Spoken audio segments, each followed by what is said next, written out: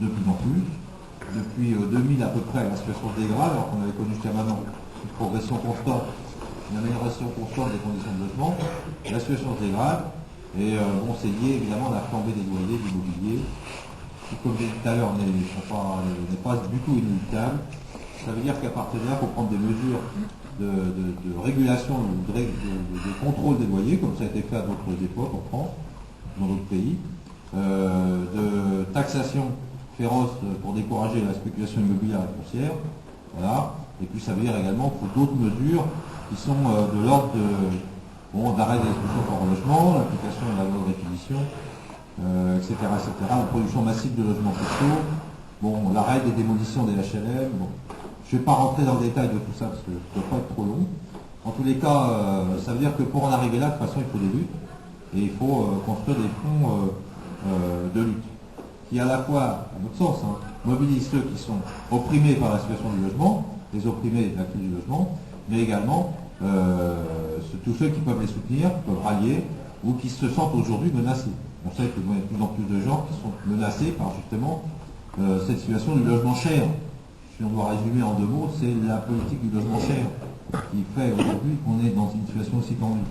Et donc, il y a la nécessité de mener des luttes et de solidariser entre les luttes, d'organiser des solidarités, et puis bon, chaque lutte aussi a ses spécificités, chaque combat. Nous, on pense qu'il n'y a pas, comment dirais-je, il n'y a pas un combat qui en vaut plus que l'autre, et que donc il faut qu'on soit solidaires entre nous. Alors la caravane, elle est là un peu pour ça. Elle a été au départ pour alerter sur les méfaits de la loi Boutin, il y a un projet de loi sur le logement qui est très rétrograde, bon, qui marque un peu une étape, si vous voulez, un palier, qui franchit un palier dans la marchandisation du logement en France.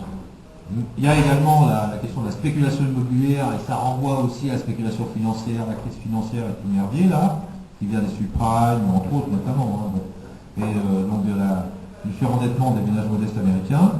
On a aussi, c'est une loi aussi, c'est une caravane contre la crise du logement, bon, voilà, on ne l'oublie pas, et on a baptisé la caravane des mal logés, des sans logis, des locataires, des expulsés, et bon, de tous ceux qui les soutiennent.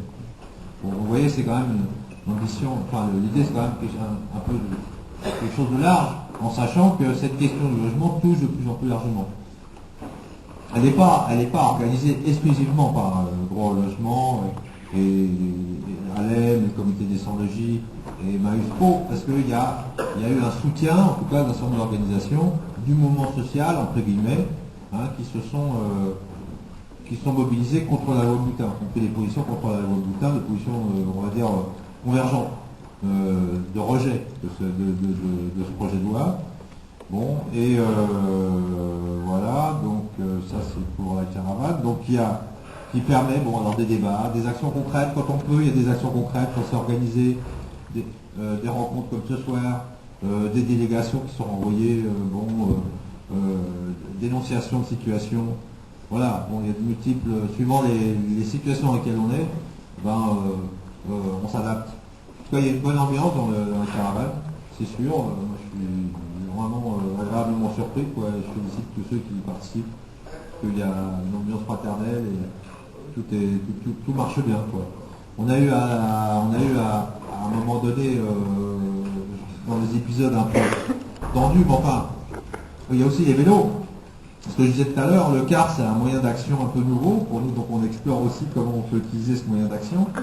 Il y a aussi les vélos, c'est intéressant aussi comme moyen d'action, les vélos. On peut faire des choses. Quand on est à Biarritz, au début de la première caravane, on a investi en vélo la mairie. C'était assez marrant, on tournait à l'intérieur de la mairie en vélo.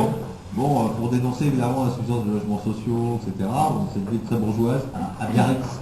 Biarritz, ouais. Bon, donc il y a des choses à faire comme ça. Bon, en vélo, tu peux bloquer aussi la circulation, la ralentir. Enfin, il y a des trucs marrants.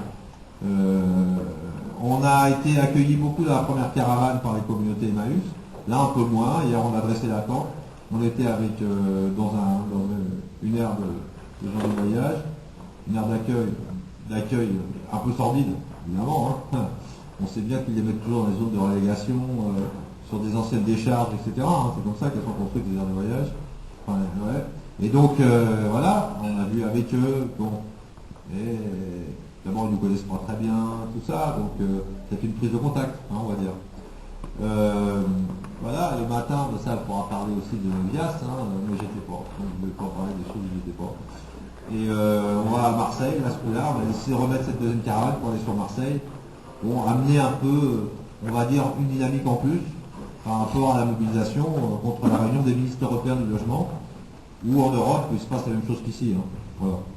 Pour résumer, moi, à chaque pays avec ses différences, ses nuances, parce qu'évidemment la situation n'est pas la même en Espagne et en Norvège, si vous voulez, mais partout c'est la même chose, si on dérégule, on spécule, on fait flamber le prix du logement.